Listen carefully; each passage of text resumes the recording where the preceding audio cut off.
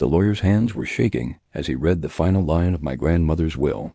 My entire family had spent 3 hours dividing up her fortune, while I sat locked outside in the rain. But what they did know was that Grandma had been planning her revenge for 20 years. And when that lawyer called my name, the room went dead silent. Because the real secret wasn't about the money. It was about the body they found in her basement the week after she died. What I am about to tell you will make you question everything you think you know about family loyalty, inheritance, and murder. This is the story of how my family's greed led them straight into the arms of a killer, and how my grandmother orchestrated the perfect revenge from beyond the grave. If you're new here and you love true crime stories that'll keep you up at night, hit that subscribe button now. Trust me, you don't want to miss what's coming next. Before we dive into this nightmare, I want to thank my incredible subscribers who've been with me on this journey. My grandmother, Evelyn Blackwood, was 89 years old when she died, and she was the kind of woman who commanded respect just by walking into a room. She had built a small fortune through real estate investments, and her family had been circling like vultures for years, waiting for their piece of the pie, while my cousins Jasper, Celeste, and Quentin played the perfect grandchildren, visiting every Sunday, bringing flowers, making small talk about the weather. I was the one asking the uncomfortable questions. "There goes Rowan again," she'd say, "always looking for drama where there isn't any." My Uncle Baxter would just shake his head. "You're being paranoid, kid." Fletcher's been a godsend. Like why Grandma seemed confused some days, or why her new companion Fletcher seemed to know an awful lot about her bank accounts. I was always the black sheep. When I confronted him, he claimed Grandma had asked him to organize her valuables for insurance purposes. Uncle Baxter was more direct. "If you can't support what's best for your grandmother, maybe you shouldn't come around anymore." No more Sunday dinners, no more holiday gatherings, no more phone calls. They made their choice, and it wasn't me. But the look in his eyes, it was pure calculation, pure predation. My Aunt Cordelia would roll her eyes whenever I spoke up, jealous that Fletcher cares more about Grandma than you do. Jasper would accuse me of being money-hungry, of trying to turn Grandma against Fletcher so I could get a bigger inheritance. But something was wrong. I could feel it in my bones every time I walked into that house. They didn't have to lift a finger, and they convinced themselves that made him a saint. The way Fletcher would hover whenever Grandma tried to speak privately with me. The way he'd intercept her mail, answer her phone calls, make decisions about her medication. The way my family just let it happen, because Fletcher made their lives easier. He was the one dealing with Grandma's doctor appointments, her grocery shopping, her daily care. I tried to voice my concerns, but every family gathering became a battlefield. "You're just jealous," Celeste would snap. The final straw came 6 months before Grandma died. I walked into her house unannounced and found Fletcher going through her jewelry box. I told my family what I'd seen, and they turned on me completely. "You're becoming obsessed," Aunt Cordelia said. "It's unhealthy," so I didn't. For the last 6 months of Grandma's life, I was effectively cut off from the family. Grandma died on a Tuesday morning in March. I found out from a neighbor who saw the ambulance, not from my family. By the time I got to the hospital, she was already gone, and my relatives were huddled in the waiting room, comforting each other in their grief. They looked at me like I was an intruder. "What are you doing here?" Jasper asked, his voice cold. "I thought you didn't care about Grandma anymore." But I stayed for the funeral, sitting in the back row while my family played the part of the grieving relatives. Fletcher was there too, sitting in the front row like he belonged there, accepting condolences like he was family. That hurt more than I can describe. I assumed I'd be notified along with everyone else.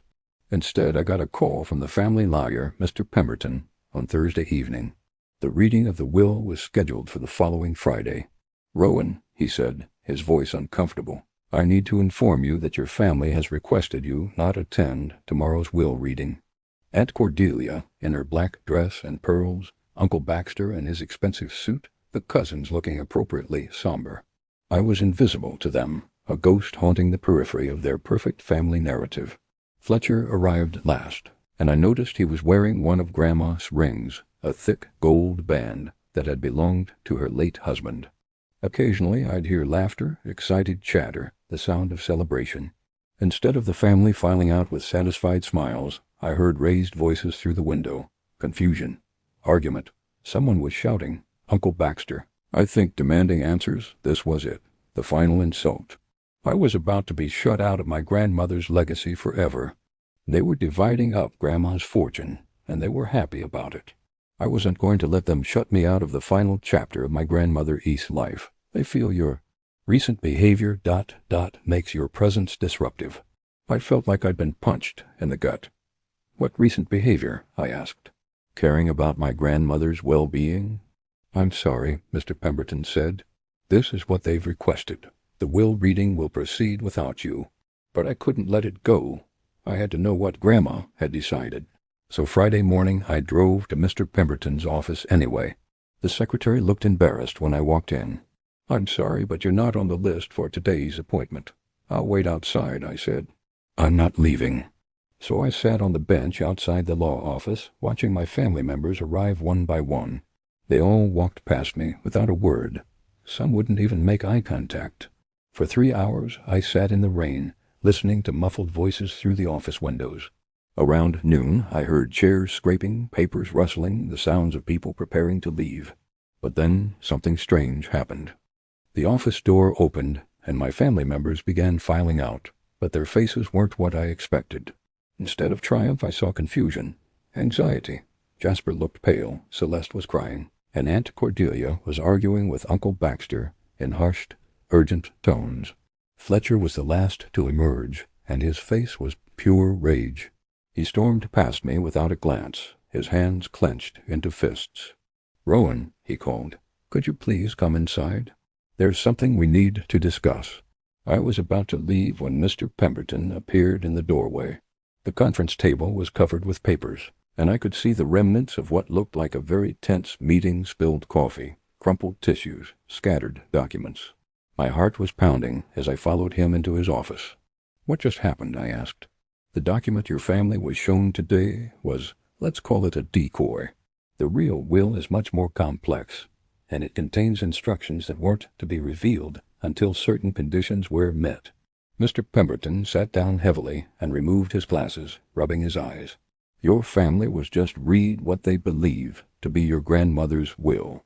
The police have been investigating him for months, apparently triggered by a complaint filed by your grandmother herself. However, I've recently discovered that the document we just reviewed was not authentic." "What do you mean, not authentic?" "She tried to tell your family, but they dismissed her concerns." "What does this have to do with the will?" "They told her she was imagining things, that Fletcher was wonderful, that she should be grateful for his help. So she decided to handle it herself. Your grandmother prepared multiple versions of her will over the past 5 years. I felt like the room was spinning. What conditions? The fake will was designed to make your family believe they were inheriting her fortune, but only until Fletcher was arrested. She wanted them to experience the joy of inheriting her money, knowing that their greed had blinded them to the truth about Fletcher. Hidden cameras, financial records, even recordings of his threats. She knew exactly what he was doing, and she was building a case against him. Your grandmother has left the majority of her estate to you, along with a letter explaining her decision. The arrest of Fletcher Grimsby, my blood went cold. Fletcher's been arrested? This morning. He's been charged with elder abuse, financial exploitation, and fraud. I couldn't breathe. Grandma filed a complaint? She did. And more than that, she's been documenting Fletcher's behavior for over a year. But why didn't she tell anyone? Why didn't she ask for help? Mr. Pemberton's expression was grim. Because she tried. The pieces were starting to fall into place, but I still didn't understand the full picture. Your grandmother left very specific instructions. And the real will? Mr. Pemberton opened a manila folder and pulled out a thick document. The real will is quite different. I stared at the document, unable to process what I was seeing. This can't be real. I assure you, it's completely legal and binding. But there's more, Rowan. The reason Fletcher was arrested, it's not just about your grandmother. They found skeletal remains buried beneath the concrete floor. Mr. Pemberton's face was grave as he continued. The new owners of your grandmother's house, your family sold it immediately after her death. They were doing renovation work in the basement. Her name was Millicent Ashworth, and she was Fletcher's previous employer. She disappeared from her home in Oregon in 2009, and Fletcher was questioned at the time but never charged. My hands started shaking. What? The medical examiner determined the remains belonged to an elderly woman who had been dead for approximately 15 years. Fletcher has been moving from state to state, targeting wealthy elderly women, gaining their trust, and then they disappear. Millicent Ashworth was just the first victim we've found. The room felt like it was closing in around me. You're saying Fletcher killed someone? All while he was potentially a serial killer. We don't know yet, but the pattern is clear. She wrote that your family's greed made them the perfect accomplices to Fletcher's plan. They were so eager to avoid the responsibility of caring for her that they handed her over to a predator. All elderly women, all wealthy, all isolated from their families by Fletcher's manipulation. Your grandmother would have been next. I want you to know that you were the only one who saw through his facade, the only one who tried to protect me. Your family chose comfort over truth, money over safety, and in doing so they became complicit in Fletcher's crimes. They chose Fletcher over you, and they chose greed over love. That is their burden to bear, not yours. I thought about Fletcher sitting in our family gatherings, charming everyone with his stories, making jokes with my cousins, accepting praise for his devotion to Grandma. How many others? I whispered. The police are investigating at least 6 cases across 4 states. Use it to help other elderly people who are being victimized by predators like Fletcher. Use it to investigate the other women who have disappeared. Use it to make sure this never happens again. Don't let guilt consume you. You did everything right. And she started gathering evidence. The hidden cameras captured Fletcher going through her financial documents, making unauthorized purchases, even threatening her when she questioned his decisions. She also discovered that he'd been slowly poisoning her with her own medication, increasing her confusion and dependency. But she figured it out. She did. I felt sick. My family let this happen. They enabled it. Your grandmother was very clear about that in her letter to you. Mr. Pemberton slid the envelope across the table. This is for you, your grandmother's final words. With trembling hands, I opened the letter. Grandma's handwriting was shaky but determined. My dearest Rowan, if you're reading this, then Fletcher has been arrested and justice is finally being served. I am leaving you my fortune, not as a reward, but as a responsibility. Your family will hate you for this inheritance, but remember, they had the chance to stand by you when you tried to warn them. I love you, and I am proud of you for having the courage to speak up when no one else would listen. Love always, Grandma Evelyn. I was still processing Grandma's letter when my phone started ringing. It was Jasper, and he was furious. What the hell did you do? He screamed before I could even say hello. The lawyer says you're getting everything? That the will we saw was fake? This is insane. Jasper, listen to me. No, you listen. You manipulated a dying old woman, turned her against her own family. They were falling apart, and they didn't even know the worst part yet. And now you're stealing our inheritance. This is sick, even for you. In the background, I could hear Celeste crying and Aunt Cordelia shouting about lawyers and legal challenges. Jasper, I said quietly, Fletcher's been arrested. The line went silent for a moment. What? She tried to warn us, but we wouldn't listen. You wouldn't listen. He's been charged with elder abuse and fraud. And they found a body in Grandma's basement. A woman Fletcher killed 15 years ago. That's impossible. Fletcher would never.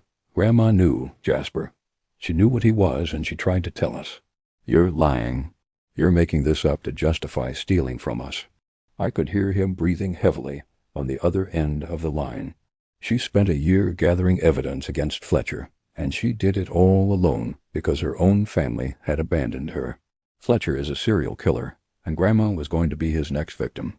I'm not making anything up. Call the police. Call the lawyer. This is crazy. Fletcher loved Grandma.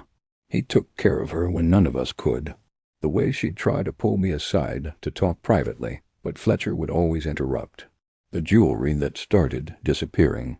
The financial documents she couldn't find. The way she'd flinch when Fletcher touched her. It was easier to believe Fletcher was a saint than to admit we were failing her. He isolated her, Jasper.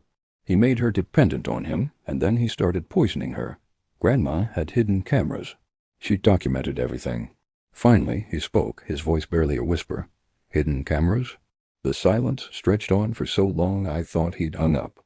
She knew no one would believe her without proof. We didn't abandon her. We were busy.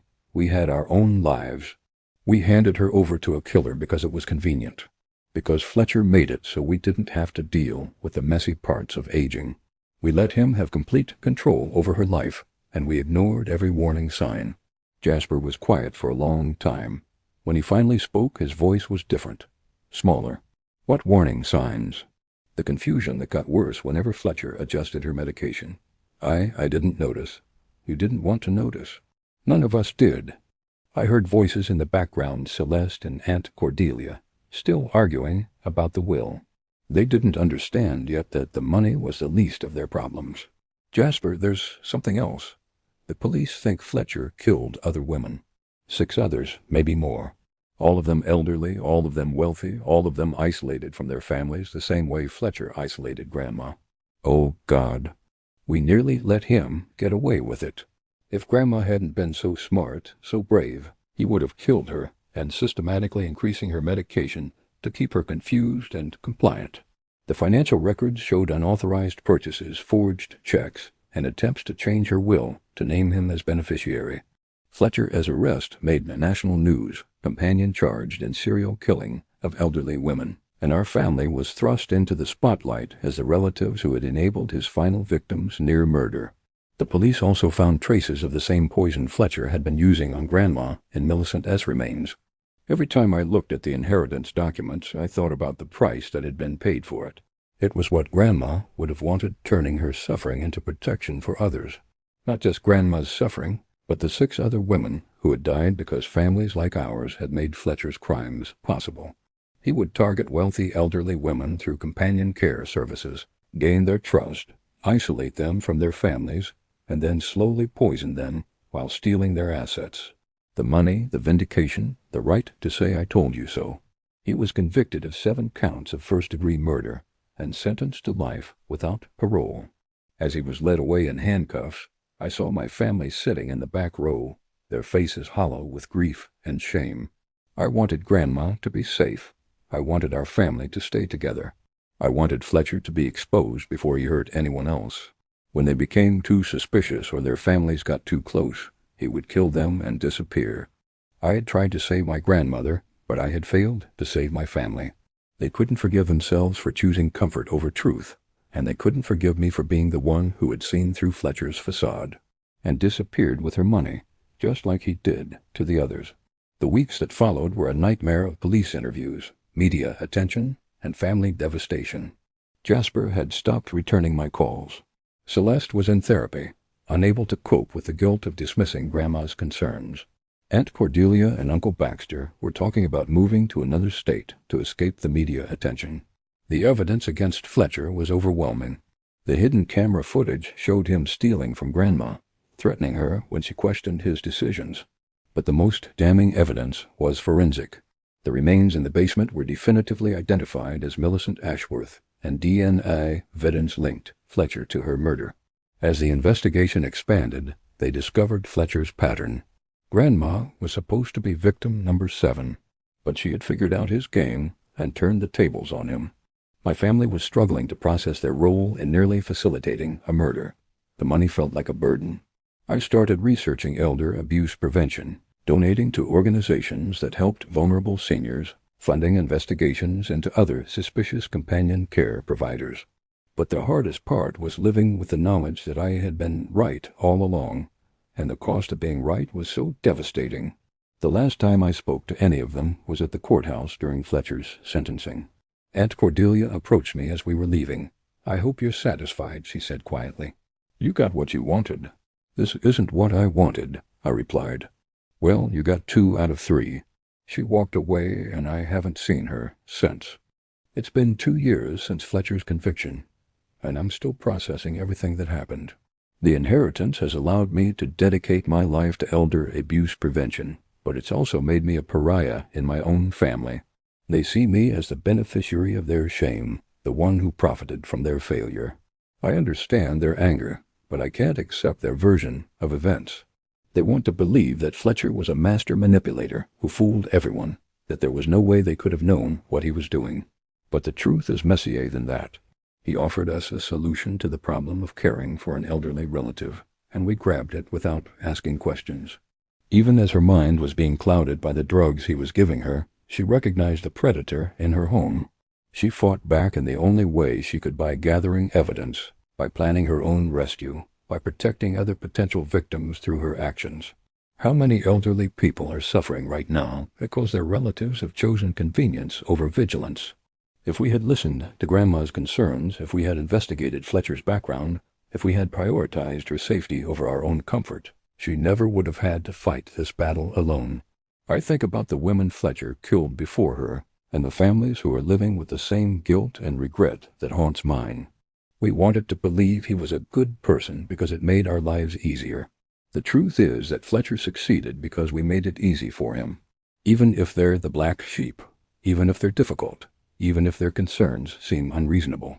Because sometimes the person everyone dismisses as paranoid is the only one who sees the truth. Have you ever experienced something similar? Share your story in the comments below. I read every single one. I post new true crime stories every week, and trust me, they only get more intense from here. And sometimes the family member everyone calls crazy is the only one telling the truth. Hit that notification bell so you never miss an upload, and check out my previous video about the family that disappeared after winning the lottery. You won't believe what investigators found in their basement. That's why she left me her fortune, not as a reward, but as a recognition of what family should actually mean. He destroyed families, shattered trust, and left a trail of survivors who will spend the rest of their lives wondering if they could have done more. She taught me that sometimes love means being the villain in other people's stories, as long as you're the hero in the story of the person who needs you most. Don't dismiss concerns as paranoia. Don't hand over care responsibilities to someone without doing thorough background checks. I've funded investigations that have led to the arrests of 3 other companion care providers who were exploiting their clients. I've helped establish new oversight procedures for in-home care services. I've supported legislation that makes it easier for family members to report suspected abuse. We were so eager to avoid the uncomfortable realities of aging that we handed over complete control of a vulnerable person to a stranger. Love isn't just about blood ties or shared memories. It's about showing up when someone needs you, even when it's inconvenient. It's about listening when someone tries to tell you they're in danger, even when their concerns seem unreasonable. We dismissed legitimate concerns as paranoia, and we punished the family member who tried to speak up. Fletcher preyed on our guilt and our selfishness, but Grandma saw through him.